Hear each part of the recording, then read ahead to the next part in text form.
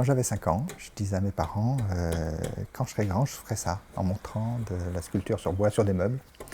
Et donc j'ai toujours eu cette idée en tête. Et en troisième, lors des orientations, les profs voulaient que je travaille plus dans les maths et l'électronique. C'était le début de l'électronique un petit peu.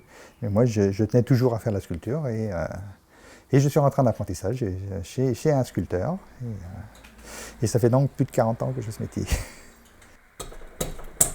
Il y a de la commande, il y a de la création et de la restauration. Voilà.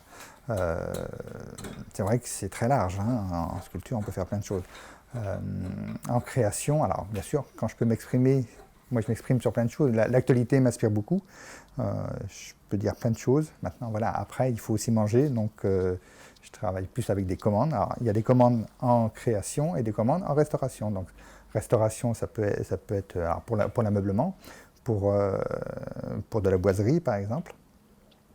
Et on peut aussi faire de la création, comme actuellement, j'ai des commandes où je suis libre, quelque part, de faire ce que je veux, quoi.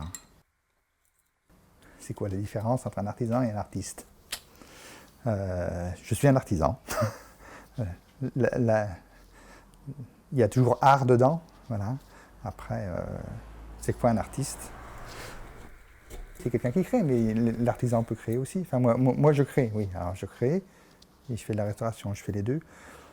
Artisan, artiste, oui, si vous voulez. Je suis artiste, mais bon, je suis artisan. Un jour, j'ai appris. On m'a dit comment faire. J'ai appris ce métier-là. Et alors moi, je transmets depuis. Alors, on a un souci dans notre métier pour former des apprentis.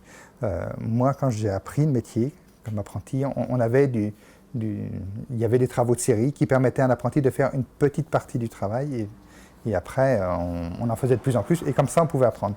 Aujourd'hui, il n'y a plus de travaux de série.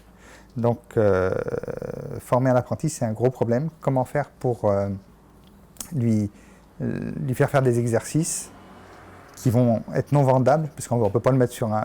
Moi, je ne peux pas mettre un apprenti sur une pièce unique, c'est pas possible. Donc, c'est vraiment un souci. Donc, j'ai trouvé une parade un peu à ça.